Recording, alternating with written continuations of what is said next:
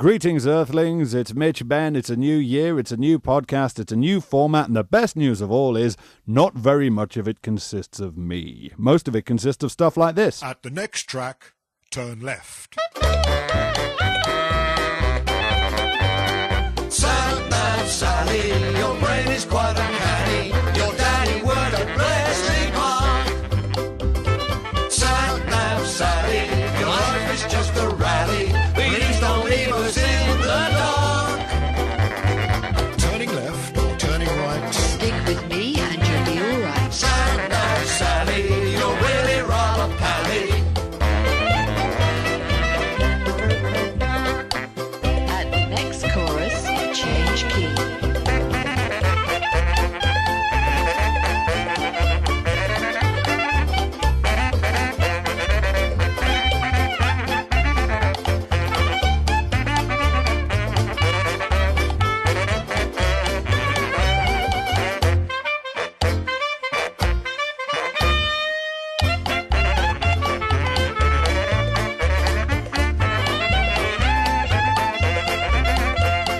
Though we're lost inside, it's you to be our guide. Be it near or be it far, I want to be by wherever you are. Through the wind and rain with frost on the window pane. Hi there, Sally. What do you know? I just got back from the Bonzo show. Steering through the snow, can't find no way to go.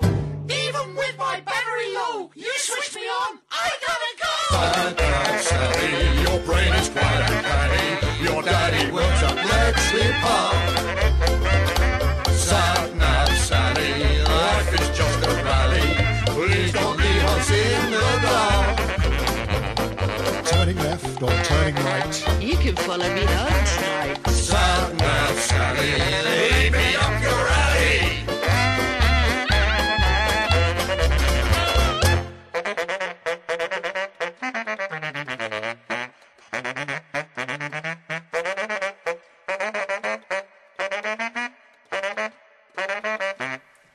Sorry, I got lost somewhere. Turn right. Who said that? Thomas, Where's Sally? make a U-turn. Shan't. Make a U-turn. No. Make a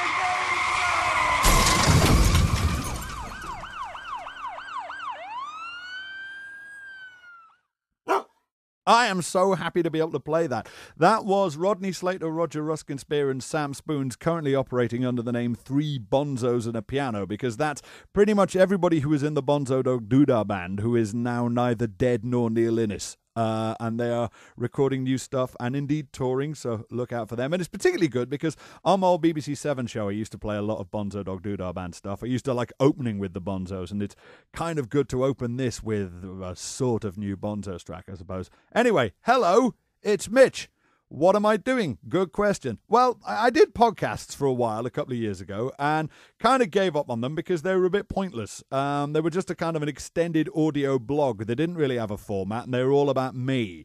So if you weren't utterly riveted by me, and very few people are, there wasn't really much point downloading them. So I've had an idea for a better format, and one which is only fleetingly about me. I'm going to play comedy songs by other people. I went on Twitter the other day, literally just a couple of days ago, and said, please send me your comedy songs, and lots of people did and gave me permission to play them, and that's what I'm going to do. And here comes another one. Every woman looks good from a distance. Their beauty shines, if only for an instant. When her face is just a distant blur, it helps to hide her facial fur. I wish that she could stay that far away. From over here, her figure looks amazing. The kind of shape that always makes my heart sing. But what was first an hourglass is shadowed by her big fat ass. And when she walks past, there are ripples in my drink. So why can't she stay always 50 feet away? I don't want to see the gaps between her teeth. She can't even say my name without spitting I have to tilt my head and squint to get a good look. The same goes for her thumbnail pics on Facebook. Then I click enlarge, ooh, big mistake. She makes me question if I'm straight, because in those glasses she's a clone of Michael Caine. From over there she's gorgeous when she's smiling.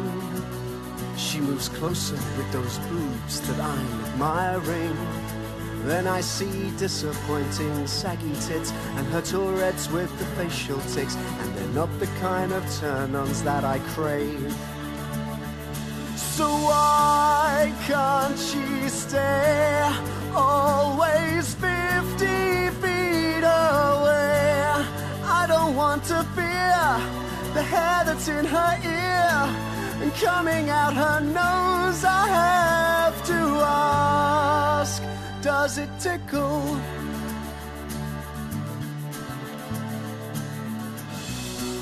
Her t-shirt, it said Star Trek. I thought she was the one. And then I saw her face and she was like the Wrath of Khan. And now I have to wonder, should I break the ice and tell her that she's pretty when she knows that it's all lies?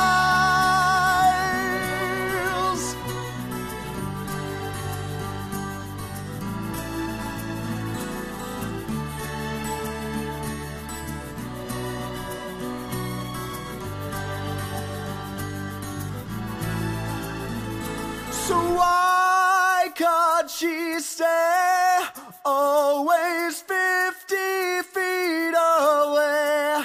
She will not be mine unless if I go blind.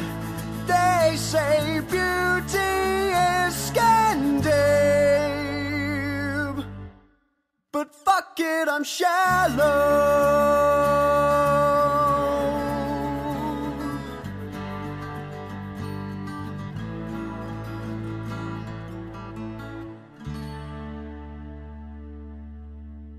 A heartwarming ballad there called Can't She Stay by a friend of mine by the name of Matt Blair. Matt and I are currently collaborating on something which could turn out to be quite an exciting little project, of which more later.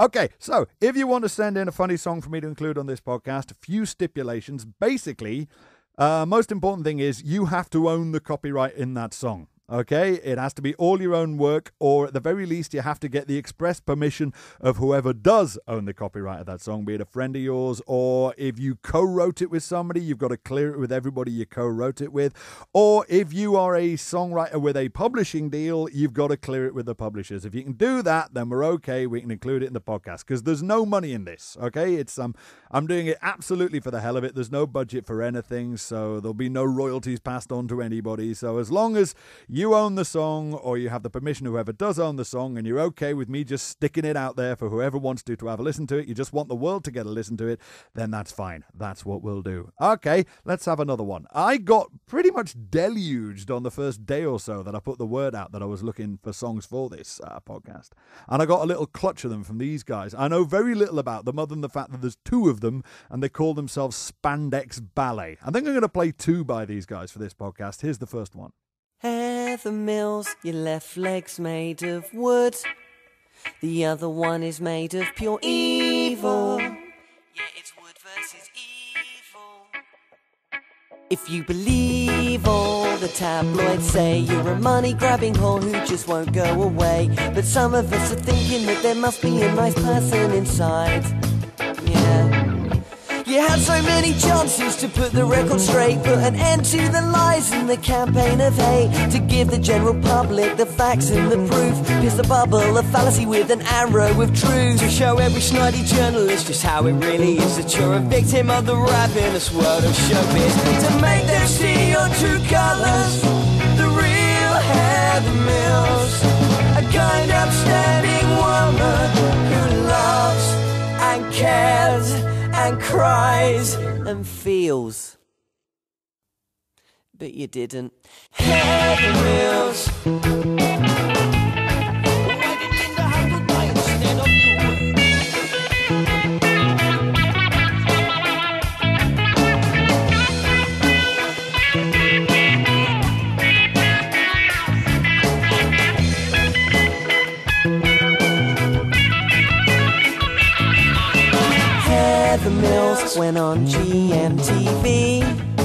You could have looked so kind and gentle, but you just looked mental. Some of us were definitely on your side for a while, till you tried to make out you were treated like a paedophile. It was obvious to me you hadn't just lost your leg but your mind. Yeah. Oh, the message is clear.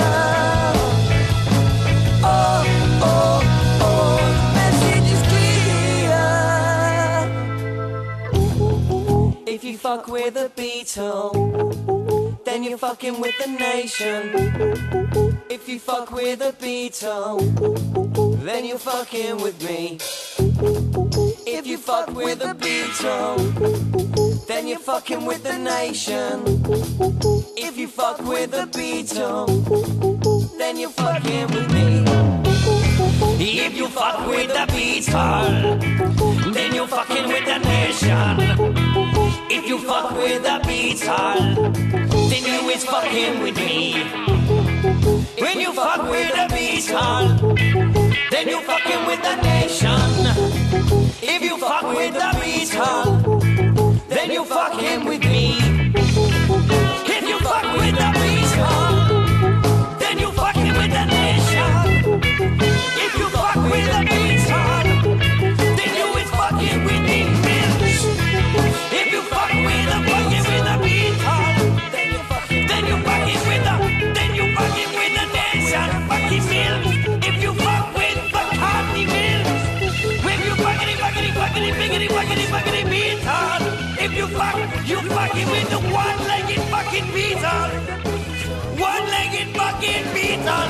How much fucking money do you need? For Christ's sake! You're taking more in a month and I'm gonna earn in 10 fucking years. Mills, can you hear me, Mills? That's you, Heather Mills. I'll take no more of your shit. This man wrote yesterday, for fuck's sake, he's a hero. Woman, hear me, woman. Leave the motherfucker alone. It belatedly occurs to me, I probably should have mentioned that there are going to be rude words cropping up in various bits of this podcast. Tried to keep it clean when it was on BBC 7, which is not easy when you're choosing funny songs. But we're not on BBC 7 now, so yeah, there's going to be sweary bits. And there will be more before the podcast finishes. So if this upsets you unduly, you'd probably better leave now. No, seriously, off you go. Are they gone? Good. Fuck them. All right, that was a song that was at least peripherally about Paul McCartney. This is a song which is directly about John Lennon.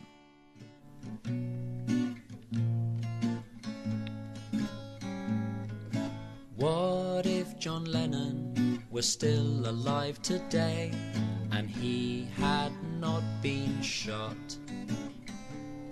The general consensus is that that would be nice, but I dare to say that it might not. He'd hang around with Bono doing Live Aid and the like. Oh, I'm glad John Lennon died. Now before you start to boo me and say that I'm a cunt, perhaps I should explain. He last wrote a good song in 1971, and he never sang a decent one again. His music in the 80s would have sounded like Crowded House. Oh, I'm glad John Lennon died. And by the way, I wonder, did you ever stop to think about whatever would have happened to McCartney? Everyone would still be saying Paul is dead, and they would have named the airport after him instead.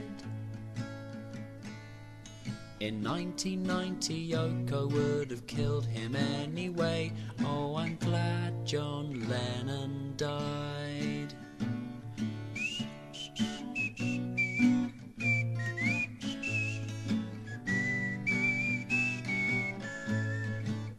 Imagine if he, instead of Neil Buchanan, presented Art Attack.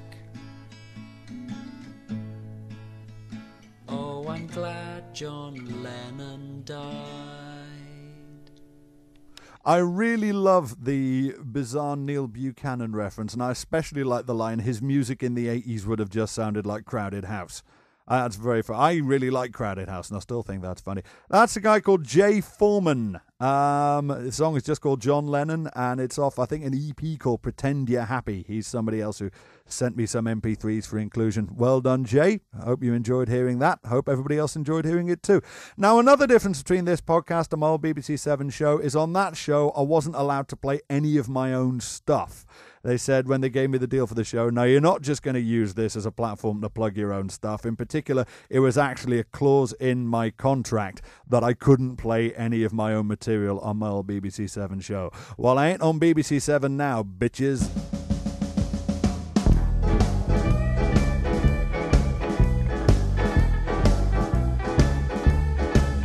If you wake up in the morning with a burning in your head and your house seems to be missing and all your pets are dead and you're lying on a blackened pile of smoldering debris and there's just some fluttering ashes where your ceiling used to be, there's some advice you should have taken.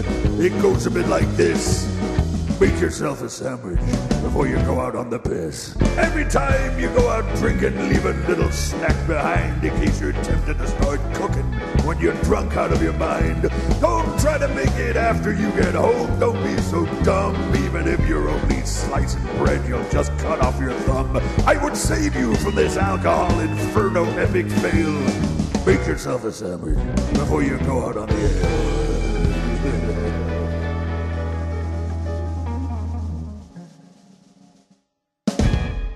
Yeah, that was me, kind of channeling Tom Waits. Okay, let's be honest, entirely channeling Tom Waits. You've no idea how difficult it is to get sampled pianos to play out of tune, but I did it. That was a song called Make Yourself a Sandwich. Did it for the Now Show a couple of years ago, with reference to a campaign that the British Fire Department were trying to get together, encouraging people who were going out drinking to try and have food ready when they got back, because apparently there was a particular incident where a guy came home drunk, tried to make himself a fry-up and burnt his house down. So that's what that was all about. I was actually approached by, I think, some local fire station or some local fire department wanted to use that in some kind of campaign. I said yes, but I don't know if anything ever came of it. Oh well. One parameter for songs to be submitted to this podcast that I haven't stipulated yet is minimum recording quality, and that's because there really isn't one. I don't really mind what the quality of the recording's like, as long as the content kind of justifies it. If you've managed to set up your home studio to emulate Abbey Road in all aspects, then bully for you. If you even went into a proper recording studio, that's great too. On the other hand, if you just recorded it on your phone, if it's still listenable and funny enough, then I'm perfectly happy to play it. Like this. This was recorded very simply, but I still rather like it. This is Megan Orin.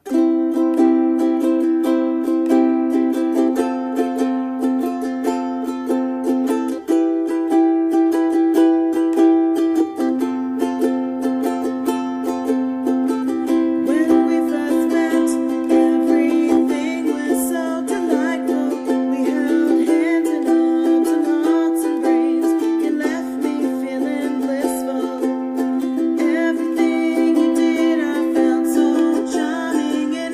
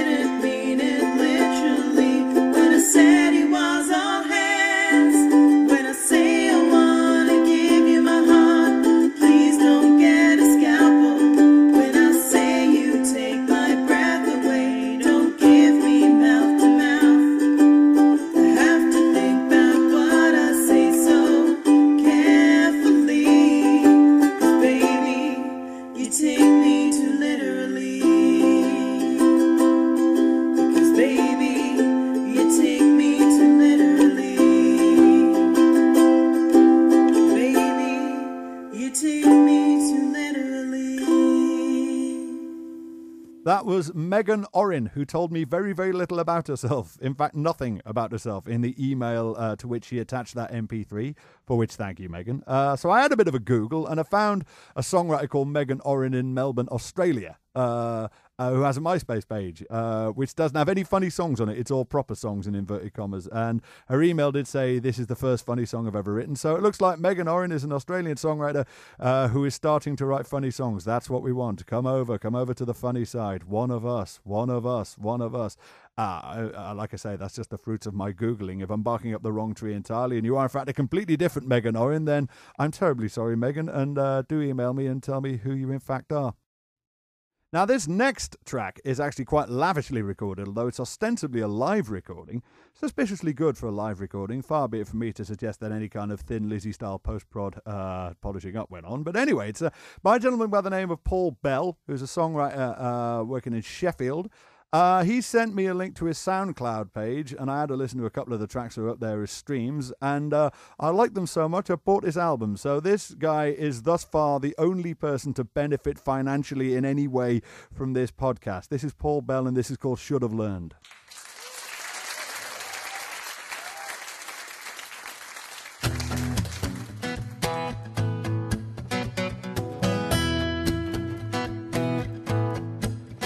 When I think about the things I should have learned, wouldn't have got my fingers burned, wouldn't have taken that wrong turn. When I think about the things I should have learned, why I didn't, I don't know. I guess I'm a little slow. I should have learned that mashed potato, it doesn't go with chips. Should have learned when I park the car, I should always check for skips. It's a moment on the tongue, but it's a lifetime on the hips. I should have learned, I should have learned, I should have learned to read the question before starting the exam. Sometimes thin and crispy can be nicer than deep pan. I should have learned to tell the difference between a woman and a man. I should have learned, I should have learned. Well, when I think about the things I should have learned, I wouldn't have got my fingers burned, wouldn't have taken that wrong turn. When I think about the things I should have learned, why I didn't, I don't know. I guess I'm a little slow.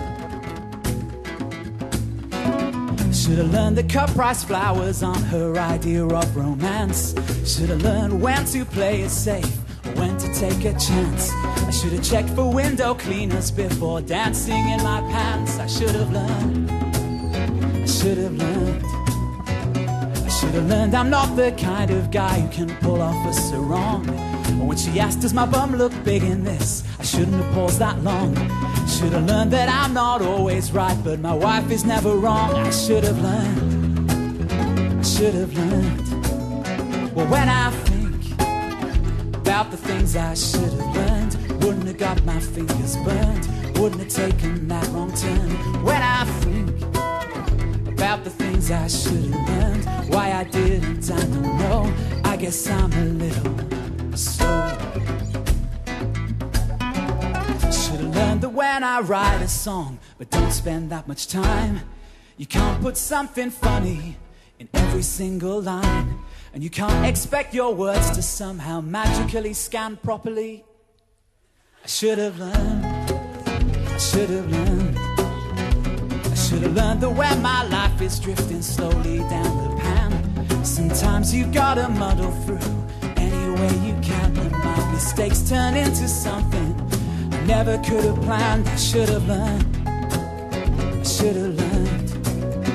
When I think about the things I should have learned, wouldn't have got my fingers burned, wouldn't have taken that wrong turn. When I think about the things I should have learned, why I didn't, I don't know. I guess I'm a little slow.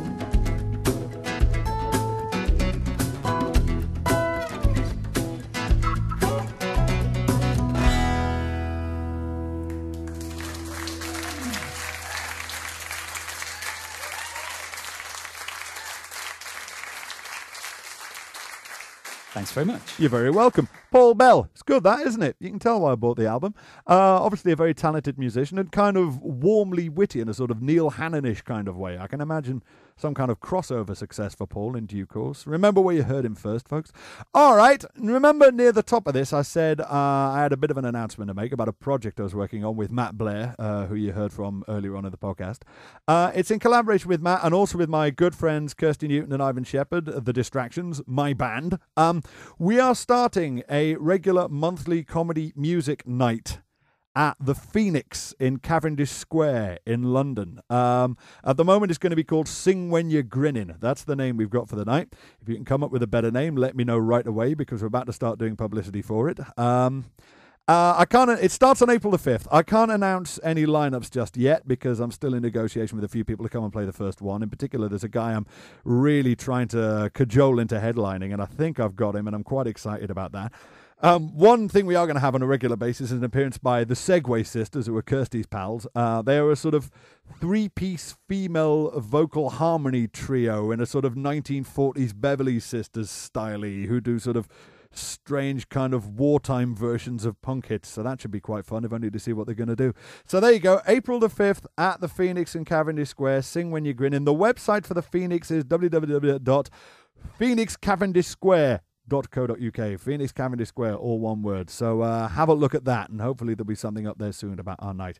Okay, pretty much done. Don't know when I'm going to do another one of these. Don't know how regularly I'm going to be able to get these out. That's kind of not up to me. It's going to depend on the volume and quality of the submissions I receive. If I get like 2 or 3 brilliant songs a day, then I should be okay to do one a week. If I get like 4 or 5 brilliant songs a month, then I'm going to be pushed to do them monthly. So keep them coming. If you're a comic songwriter, keep them coming. If you know a comic songwriter, tell them to keep it coming, and hopefully we can keep this going as an ongoing concern, because I've had fun putting this together. Hope you've had fun listening to it. And that is more or less it. Hope you've enjoyed it. I've enjoyed it. Please keep coming back to mitchbenn.com. Have a look on the podcast page for details of the artists you've heard in this podcast, links to their websites. Also have a look on the front news page of mitchbenn.com for more details of Sing When You're Grinning, as and when I'm in a position to give you those details. Also look at the Phoenix website, because details should be up there as well. The email address to which you should send your MP3s of comic songs is mitchbenn@hotmail.com. mitchbenn@hotmail.com.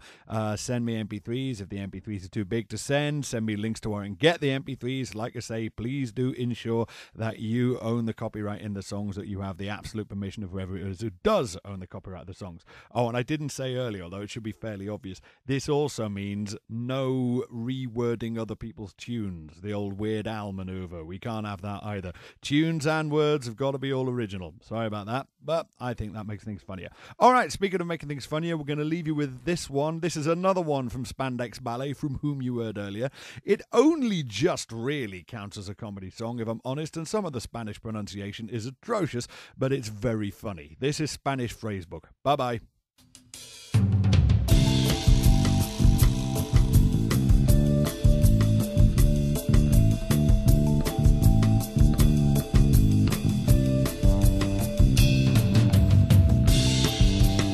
¿Qué es tu nombre?